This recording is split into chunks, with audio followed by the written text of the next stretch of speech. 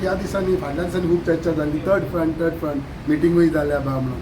What is your say on that? नाही, हांवें तशें सांगलें की जशें इलेक्शनां लागीं पावता, आमी 2025 आसा, जशें 27 लागीं आसा, म्हाका दिसता खूब राजकीय समीकरणां बदलतलीं.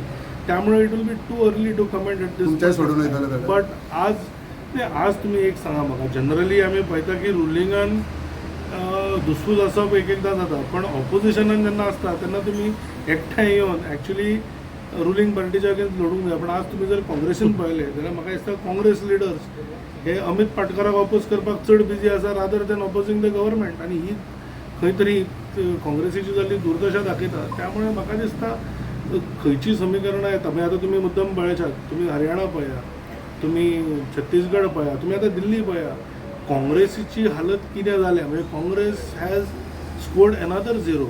किंवा महाराष्ट्रान तुमी पळया, actually it has brought down the alliance. तर त्यामुळे म्हाका दिसता थर्ड फ्रंट जातले काय ना, it is too early to say.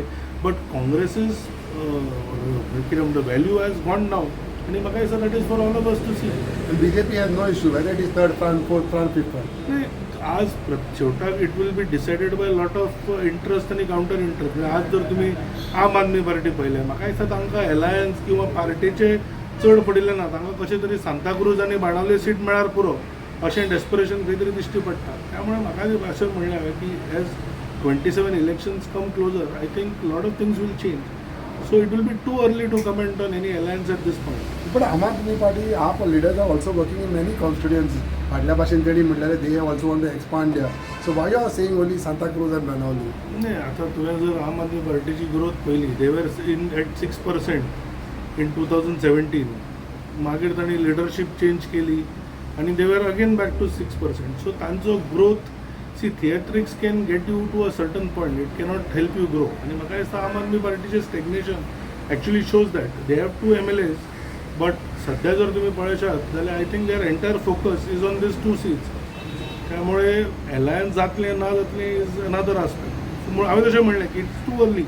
As a spokesperson, how do you react on opposition statements in the last 2 days about 3-day assembly session पत्ती 3 दिसांचेच म्हणून tweets येता what we can do? म्हाका दिसता more than the duration of the session they should talk about opposition unity.